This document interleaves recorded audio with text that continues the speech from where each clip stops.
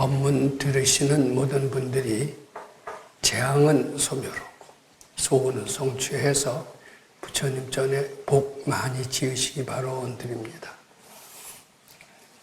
이제 우리 불교를 우리 흔히 알기로는 그 인간의 가지가지의 고난, 인간이 도저히 해결할 수 없는 그런 각종 난제들을 부처님의 가르침을 통해서 모두 다 해결하고 영원한 행복과 지혜를 얻는 열반을 얻는 공부, 이것이 이제 불교 공부라고 우리가 이해하고 있습니다. 절대 세계에 들어가는 그런 수행, 이것을 불교 수행으로 알고 있습니다. 절대 세계에 들어가서 영원한 행복을 얻는, 열반의 행복을 얻는 것이 이제 불교의 목적이지, 세상에서 재앙을 소멸하고 소원을 성취해서 부귀영화를 누린다는 것은 불교의 본래 목적과는 다른 것을 우리가 그렇게 생각하기 쉽습니다. 저도 그렇게 많이 생각을 해왔어요. 근데 부처님 가르침 중에는 모든 번뇌를 끊고 아상을 소멸해서 절대 세계에 들어가는 그런 가르침이 있는 것은 분명합니다. 즉 생사의 대대 가르침이 있는 것은 분명합니다. 그것이 최대의 목적일 수 있습니다. 근데 그런 가르침이 있는 반면에 또 분명하게 세상을 잘 살게 하는 가르침도 있는 것 같아요. 각종 난제를 해결하고, 즉 재앙을 소멸하고 소원을 성취하고 가정 불화를 평화로 바꾸고, 그리고 뛰어난 인재를 양성하는 부국강병의 길도 또 불교에 있는 것을 저는 발견을 했습니다. 그래서 오래전부터 이 BTN의 이 코너에는 금강경 해설 시간도 있지만은 각종 난제에 대한 질의응답 시간도 이 안에 포함을 시켰습니다. 그랬더니 수많은 불자들이 자기의 난제를 가지고 저한테 와서 질의를 하곤 했습니다. 그전 같으면 제가 도저히 그런 대답을 할 수가 없었을 거고 생사열반에 이르는 길 또한 다 대답을 못했었을 것 같습니다. 근데 제가 금강경을 오래 하면서 열반 해탈의 길에도 역시 불교가 최고고 또 대답할 수가 있게 됐고 또 일상생활에 도움이 되는 여러 가지 실용적인 문제에 대해서도 조언을 해드릴 수 있고 그것은 다 금강경 속에 답이 있다고 알게 됐습니다. 근데 오늘 질문하신 분들은 종례하셨던 분들처럼 아주 여러 가지 무슨 재앙을 소멸하고 소원을 성취하는 이제 그런 문제가 아닙니다. 어떻게 보면 국가 장래를 염려하고 또 국가 장래로 해서 인재가 양성되어야 하고 그런 것을 걱정하는 상당히 고차원적의 질문을 하신 분인 것 같습니다. 이분은 아주 비교적 불자 중에서는 젊은 불자에 속합니다. 요새 젊은이가 사라진다고 하는 이 시대에 젊은 불자고 아주 좋은 직업을 가지고 있었습니다. 근데 어때 뒤늦게 이 금강경 가르침의 위대성을 알고 주말 출가에 만족하지 않고 서서히 출가의 맛을 붙이게 됐습니다. 그러면서 점점 불교 공부에 빠져 들어가기 시작을 했습니다. 그래서 이제 본격적으로 주말 출가가 아닌 100일 출가, 200일 출가 하다가 아주 전문 수도자처럼 지금 400일까지 아마 출가한 또 아주 좋은 직업을 가지고 있습니다. 치과의사라는 좋은 직업을 가지고 있는데 이분이 어떤 질문을 할지 궁금합니다. 근데 질문이 역시 상당히 고차원적이고 어떤 개인 이기적인 질문이 아니라 국가 사회의 발전을 염려해서 나온 그런 질문이 돼서 특히 조계종 측에서나 나라를 걱정하는 사람들이 들어도 좋을 그런 이제 불자들이 들어서 좋을 그런 내용의 질문이 되지 않을까 이렇게 생각을 합니다. 오늘 그 질문을 준비해 오신 이혜림 모살님 대개 소개를 했는데 써오신 내용을 질문해 주시기 바랍니다.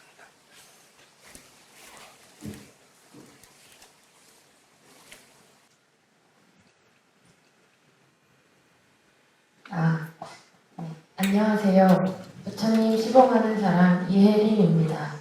질의의 기회를 주셔서 감사합니다.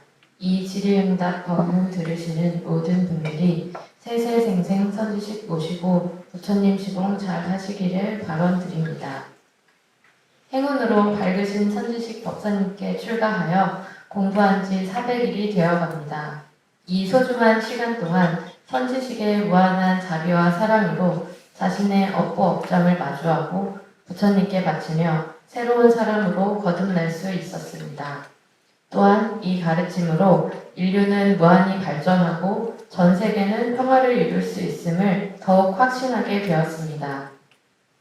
출가에서 얻은 이 힘을 바탕으로 이제 세상에 나아가 건강한 사회인으로 역할을 다하여 부처님 시봉하고자 합니다. 질의 1. 법사님께서는 수도를 통하여 자연과학의 비밀을 밝히셨고 곧 그 이론을 바탕으로 세상을 크게 발전시킬 위대한 일들이 펼쳐질 것입니다. 이와 같이 많은 사람과 세상에 도움을 주는 큰 일을 이루어 부처님 시봉 잘하려면 어떤 마음으로 사회생활에 임해야 할까요? 질의 2. 부처님과 가까워질수록 부처님에 대한 절대 공경심 이외에 어떠한 분별도 허용되지 않음을 느낍니다. 사회에서 만나게 될 다양한 업보에 흔들리지 않고 늘 부처님에 대한 절대 공경심을 유지하려면 어떻게 공부해야 할까요? 자비하신 큰 가르침에 감사합니다. 부처님 시봉 잘하기를 발언합니다. 이혜림 합장 공경대회.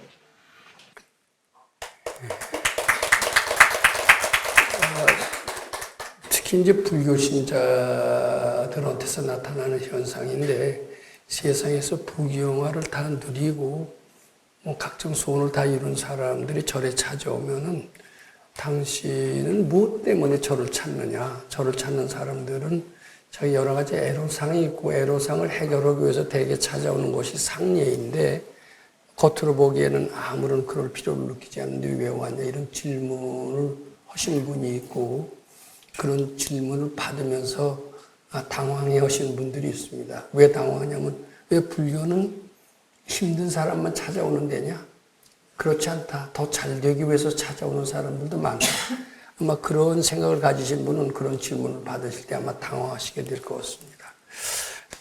근데 이 시청자들을 위해서 여기 공부가 어떤 것인가를 제가 설명을 해야 될 것 같아요. 아마 제가 이제 대신 말씀드립니다만은 저는 이 자리에서 몇 번 썼습니다만은 이 자리에는 금강경 실천 공부를 하는 겁니다. 금강경 실천 공부는 제가 지난주에도 말씀드렸지만 금강경의 내용을 믿고 이제 그 키워드가 있어요. 핵심을 믿고 해석을 할 수가 있어야 돼요. 해석을 해야 실천이 가능해요. 실천을 하면 확실히 변화하게 되어 있습니다. 왜 변화하냐면 아상이 죽기 때문입니다. 금강경의 내용이라는 것은 아상을 소멸한 내용으로 꽉 차 있습니다. 아상을 소멸하는 것을 실천하면 아상은 죽을 수밖에 없습니다. 아상이 죽으면은 금강경에 뭐라고 써 있느냐면 절대 세계와 만난다고 그랬어요. 부처님 세계와 만난다고 그랬어요. 우리는 본래 부처님과 같은 위대한 존재였는데 이 아상이라는 놈이 딱 중간에 가로막으면서 부처님의 광명을 차단시킨다고 경전에 그렇게 써 있습니다. 그런데 이 금강경을 통해서 아상이라는 놈이 소멸이 되면서 부처님 광명이 바로 나한테 임할 수 있다라고 그렇게 써 있습니다. 이제 금강경 공부를 하고 특히 새벽에 자시에 일어나는 공부는 의미가 있다라고 얘기를 합니다. 그 얘기를 잠시 말씀드리고자 합니다.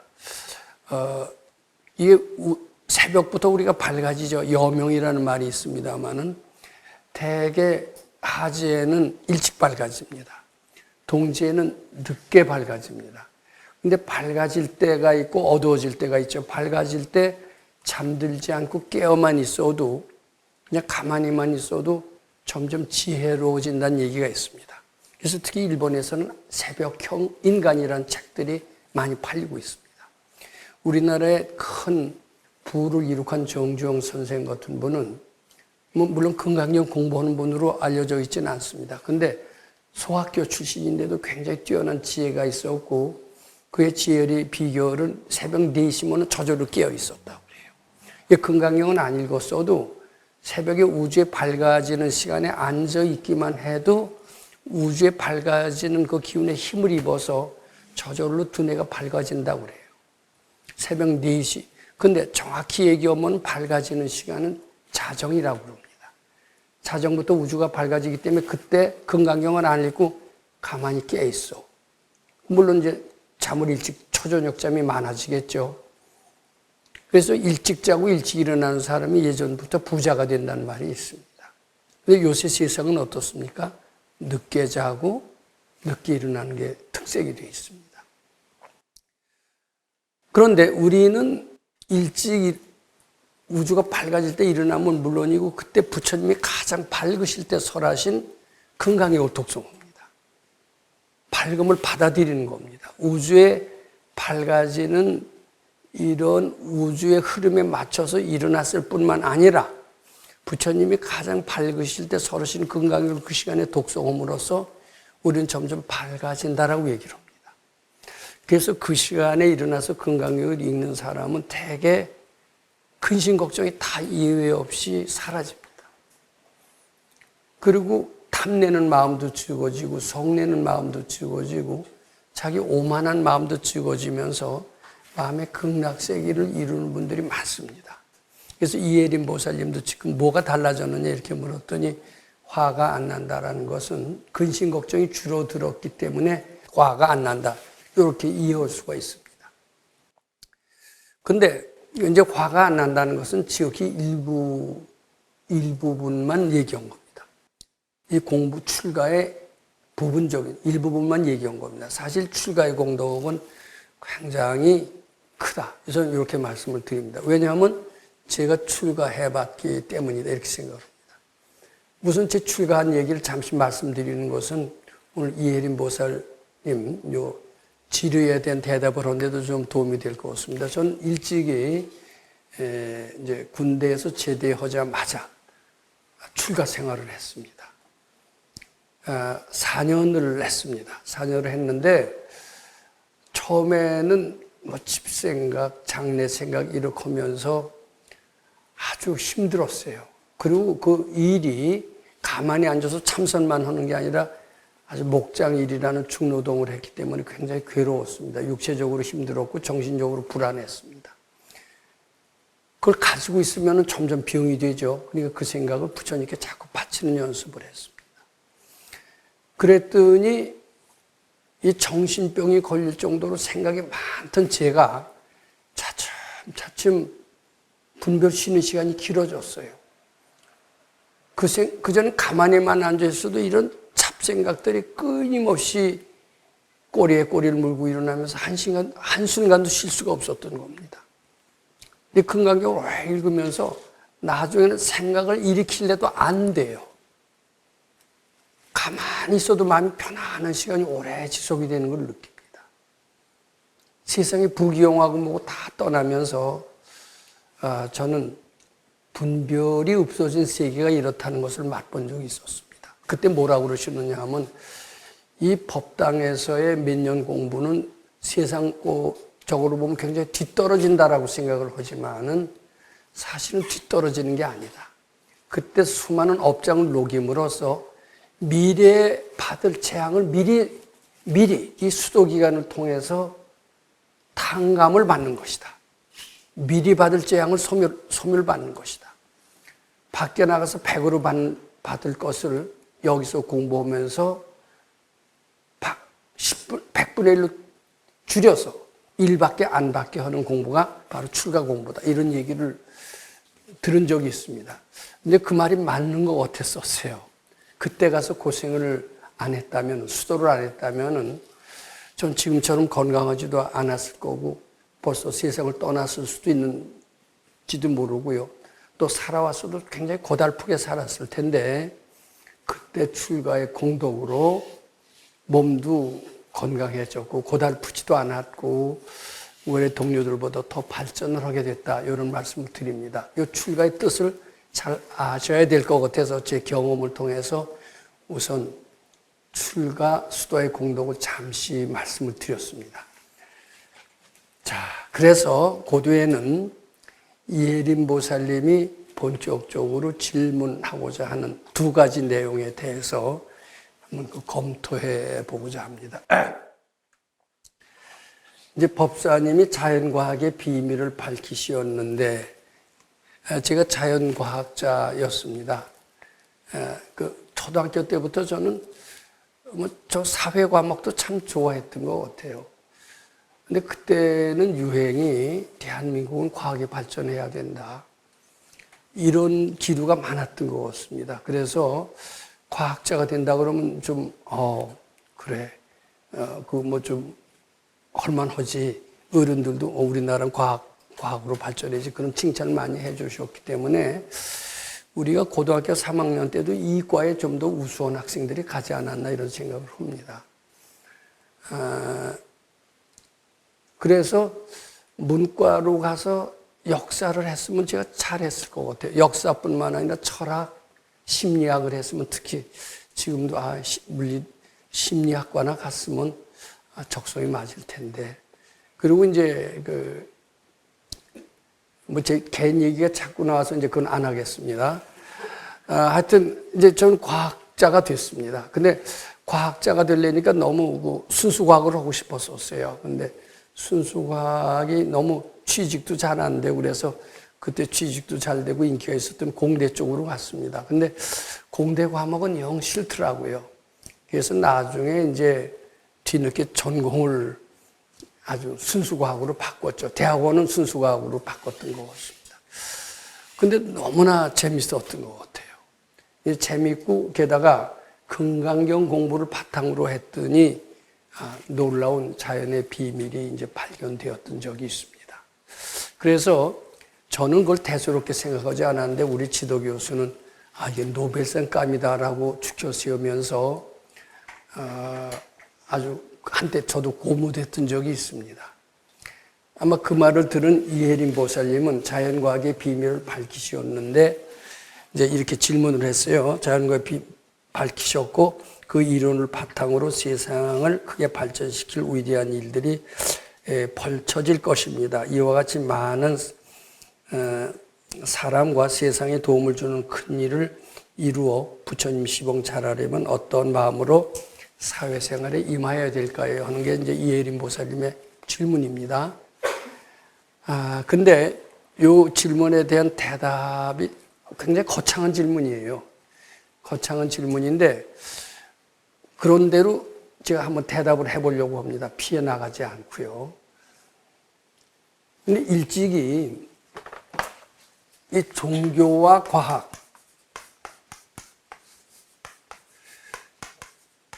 과학은 서로 이율배반적인, 서로 상치되는 개념이라고 생각합니다. 즉, 과학은 과학적인 잣대로서는 종교를 알 수가 없고, 종교에 너무 심취하다 보면 훌륭한 과학자가 될 수 없다, 이런 얘기와도 통합니다.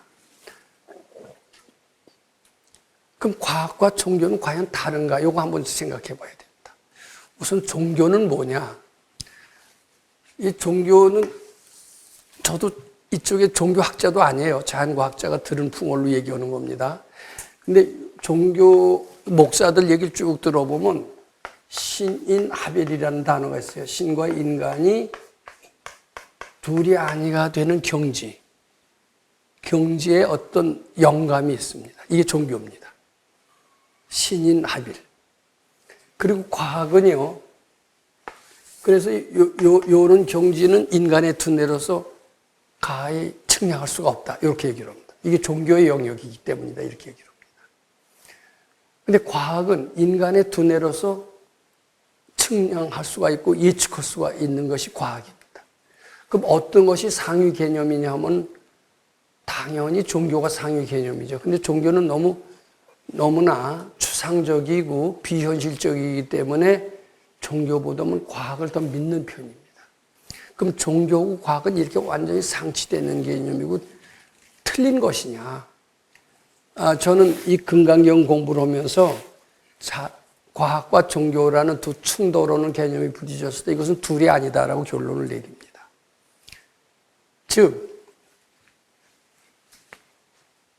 사람이 만든 작품이 과학입니다. 근데 사람이 신의 영역까지 잘하면 갈 수가 있고 신의 영역에 갔을 때 탄생된 것이 종교다. 이렇게 봐야 됩니다. 근데 어떻게 사람이 신의 영역까지 가느냐? 우리처럼 주경야선, 가행정진, 건강경을 자꾸 하면서 독송을 할 때 우리는 부처님 마음이 됩니다. 쉬지 말고 기도하라라고 하는 성경의 말씀처럼 우리가 21도 기도를 한다든지 장자불화를 하면서 건강경을 읽는다든지 쉬지 않고 계속 건강경을 읽을 때 부처님 마음과 점점 가까워집니다. 가까워지면서 어떤 번뜩이는 지혜가 생겨요. 그것을 영감이라고 합니다. 영감이라고 하는데 이것은 신이 주신 선물입니다. 그 영감은 곧 지혜입니다. 근데 그 영감은요, 우리 보통 책에서 얻을 수 있는 게 아니에요. 책에서 얻을 수 있는 건 지식이고 국리입니다. 지식밖에 못 얻습니다. 근데 또 알 수가 없어요. 지식도 알 수가 없는데 우리가 모르겠다는 생각을 자꾸 바치고 건강경을 읽으면은 자꾸 읽고 또 읽고 이렇게 되면 어느덧 나라는 게 없어지면서 부처님 세계로 들어갑니다. 그러면서 몰랐던 사실이 확 알아져요. 몰랐던 사실이 알아진 것을 지혜라고 그럽니다. 자, 즉 신이 주는 영감에서 얻어지는 지혜와 요게 이제 종교적인 지혜입니다. 근데 우리 책을 자꾸 보고 또 봐서 책에서도 열심히 하다 보면 아상이 없어져요. 아상이 없어지면서 책을 통해서도 어느 정도 열심히 연구를 했더니 어떤 연구 결과 어떤 깨달음에 도달했다 이럴 수가 있습니다. 이제 그게 과학입니다. 그래서 이 과학과 종교가 뿌리가 다른 걸로 생각을 했어요. 근데 제가 논문을 몇 편 안 써보고 말았으면요, 완전히 종교와 과학은 다르다라고 믿었을 것 같아요. 근데 저는 이제 과학자가 되기 전에 제 전공을 자연과학으로 바꿨다고 그러지만 수도라는 생활을 몇 년 한 적이 있었습니다. 모른다는 생각을 연구를 통해서 아는 게 아니라 건강경식으로 부처님께 자꾸 바치는 연습을 하니까 모르던 사실이 알아졌던 체험이 몇 번 적이 있었습니다. 그래서 자연과학 서적을 공부하면서도 바로 건강경식인 방법을 도입을 했던 것 같습니다.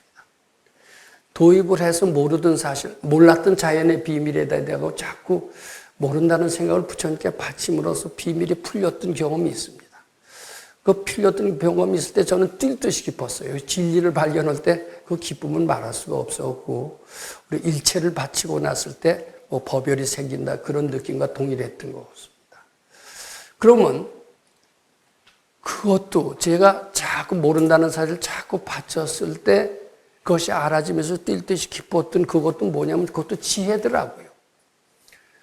근데 그렇게 지혜는 어디서 얻어졌느냐? 책을 봐서 얻어진 것도 있지만 책을 봤을 뿐만 아니라 그 책에 몰랐던 사실을 자꾸 부처님께 바침으로써 얻어졌다고 얘기할 수 있기 때문에 그 지혜는 바로 종교적인 영광과 마찬가지다라고 생각을 했던 것 같습니다. 그런 지혜는 여러 가지 자연의 비밀을 풀어헤칠 수가 있었습니다. 그래서 그 전에 해결하지 못했던 여러 가지 수수께끼들을 한꺼번에 풀리면서 우리 지도 교수는 이것이 큰 상감이다 이렇게까지 칭찬해 준 적이 있었던 것은 사실입니다. 자, 이렇게까지 된다면 제가 다시 한번 물어볼게요. 종교와 과학은 서로 상치가 되는 개념이냐? 잘하면 둘이 아닐 수도 있느냐? 이렇게 이제 물어본다면 저는 특히 건강경 정신을 갖고 자꾸 공부를 한다면은 뛰어난 과학자가 될 수 있음으로써 그런 사람은 종교와 과학이 둘이 아니다. 이렇게 저는 대답할 수 있다고 생각합니다. 근데 실제로 이 신뢰가 있습니다. 특히 자연과학자 중에 이런 신뢰들이 많습니다. 근데 자연과학자들뿐만 아니라 군인들한테도 이런 영감이 많이 있습니다. 뭐냐면 노벨상 받은 수많은 사람들 중에 대부분이 노벨상 받은 그 힌트를 어디서 오냐면 꿈을 통해서 얻습니다.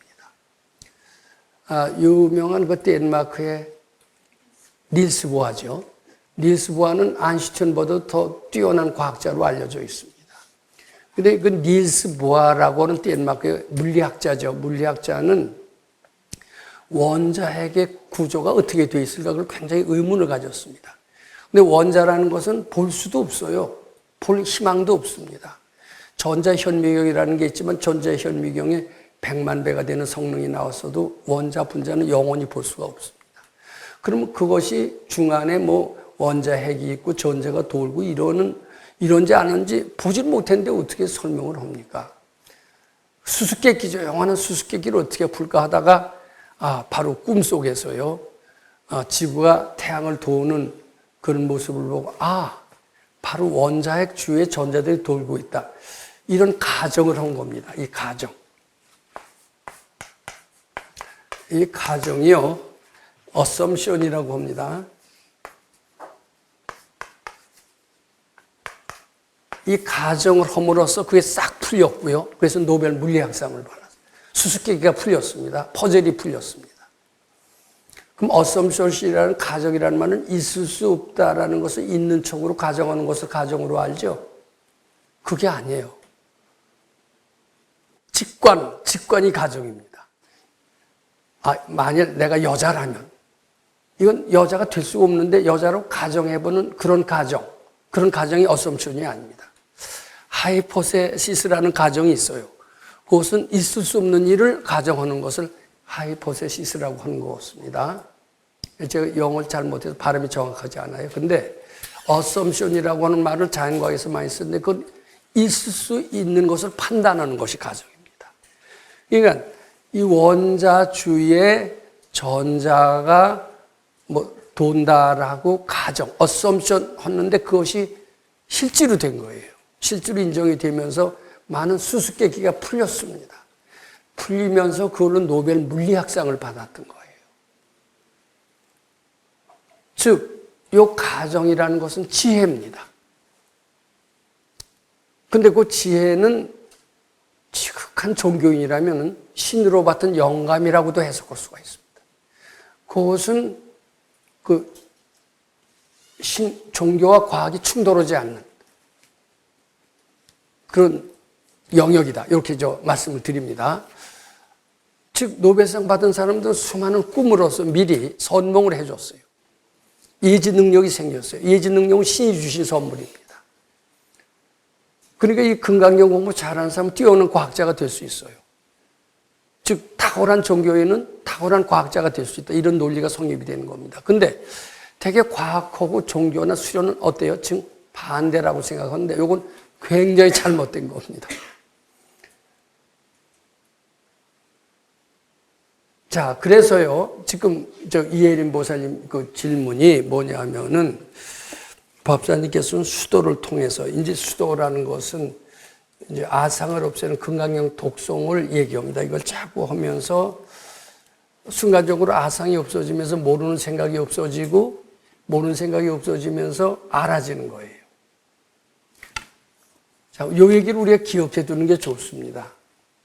우리 불교 쪽에는 개정해라는 말이 있습니다.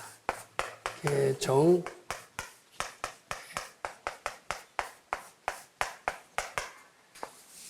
개는 우리 금강경 독송을 칠독을 성실히 하는 것도 개를 잘 지킨다라고 할 수가 있습니다. 근데 금강경 독송이 처음엔 굉장히 싫은 것 같아요. 근데 싫더라도 관두시지 마시고요. 또 일독만 하시고 좀 쉬고 싶죠? 또 그러시지 마시고 칠독을 하고요. 또 경우에 따라서는 장자불화를 해봐도 좋습니다. 저는 가만히 앉아서 밤새도록 경을 읽은 적이 있습니다. 그러면 그래 어때요? 체력이 견디지 못하고 쓰러질 것이다. 아니에요. 21일까지 해봤어요. 20일 했는데 새벽 깨니까 날아갈 것 같이 좋았어요. 제가 그래서 20일 떡 하면서 아주 굉장히 좋다는 분을 제가 이해를 합니다. 지금 좀 하고 싶은데 매일 주말 프로그램이 쫓겨서요. 이제 제가 이제 법사 노릇만 벗어나면 그때 가서 할 겁니다. 근데요. 제가 장자부라 해보니까 앉아서 그대로 하니까 굉장히 즐거웠어요. 이제 그러다가 이제 그 장 잡으러 보면 칠독을 해야 되겠다. 새벽에 계속 칠독을 하고 그랬던 것 같습니다. 근데 그것이 머리를 굉장히 맑게 합니다. 그래서 자연의 비밀이 모르는 게 굉장히 많거든요. 지금도 자연과학이 꽤 발달했다고 그러지만 정확히 그래요. 30 몇 %밖에 비밀을 밝히지 못했대요. 모르는 게 60 몇 %라는 거예요. 아직 모르는 게 너무나 많습니다. 그럼 모르는 걸 어떻게 해결하냐? 바로 이 종교적인 방법, 금강경 수행 방법을 통해서 해결할 수 있다고. 모른다는 생각을 자꾸 받쳐봐라 이거죠. 그러면 알아지는 지혜가 생깁니다. 우리는 부처님과 같이 전지전능한 위대한 존재이기 때문에 그렇다라고 말씀드립니다. 자, 그래서 결국은 자연의 비밀을 밝혀지고 이게 때가 되면은 굉장히 좋은 일도 할 수가 있겠죠. 근데 그러려면 어떤 마음을 가져야 되느냐 질문이 그건 것 같습니다. 그럼 어때야 돼요?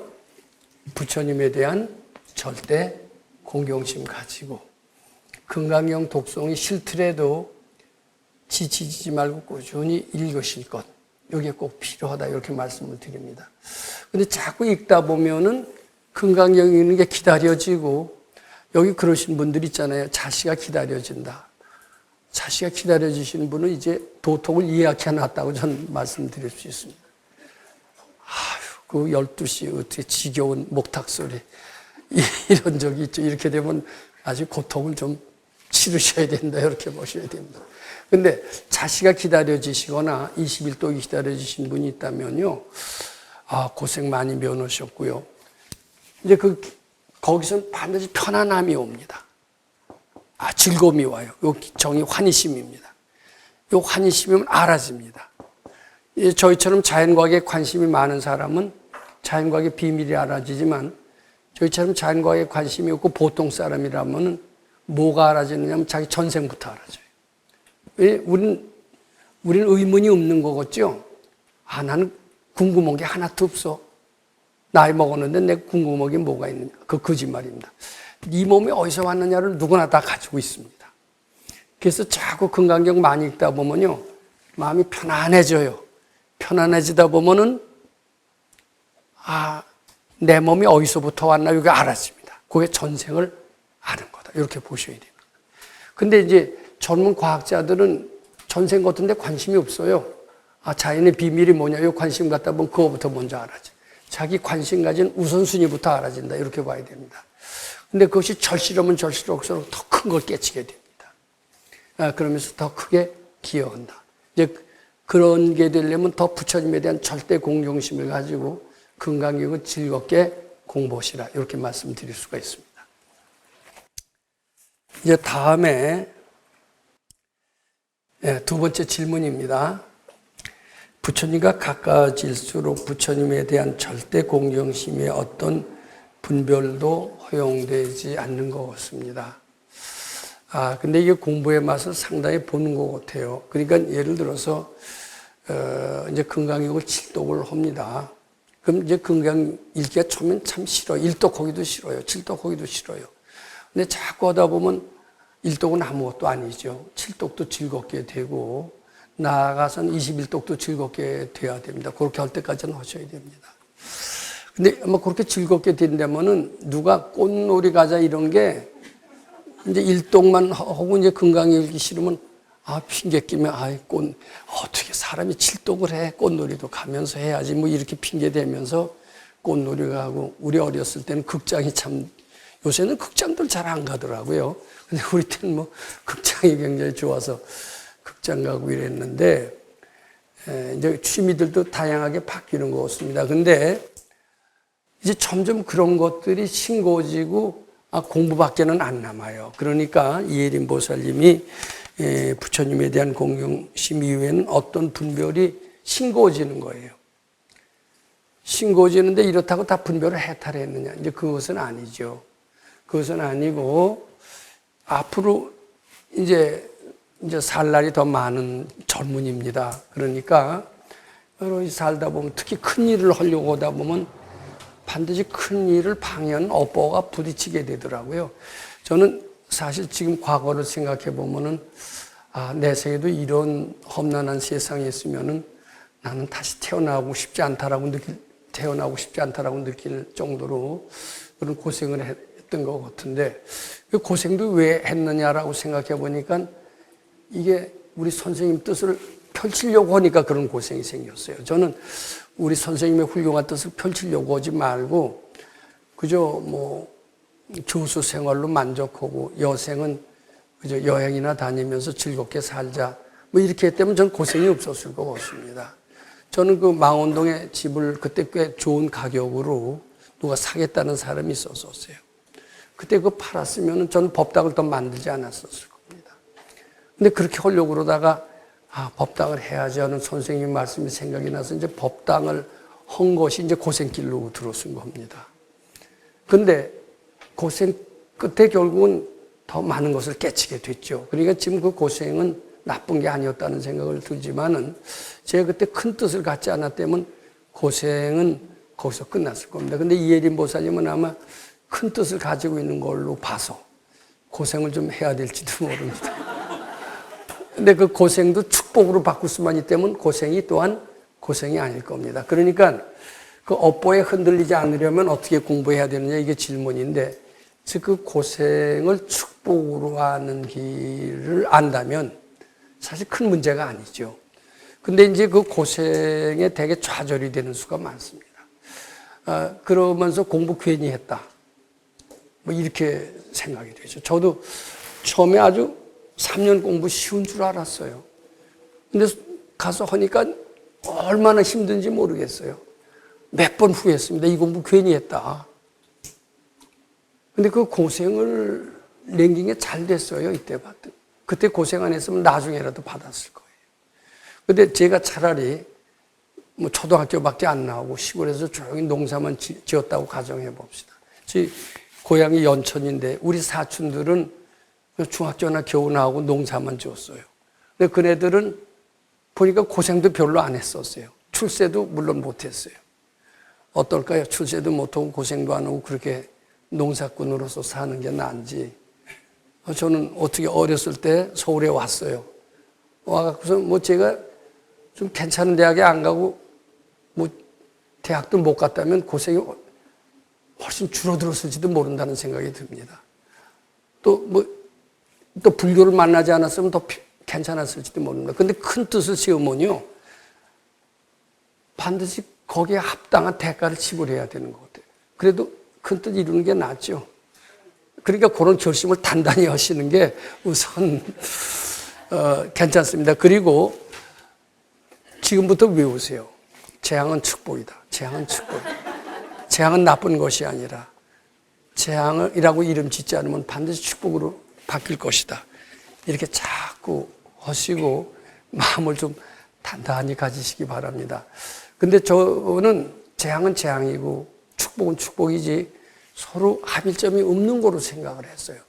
그리고 재앙은 너 영원히 나한테 오지 마라. 나한테는 축복의 영광만 있어라고 기도했던 적이 있습니다. 근데 그게 안 되더라고요. 안 될 땐 어때요? 부처님 원망하는 생각도 들었어요.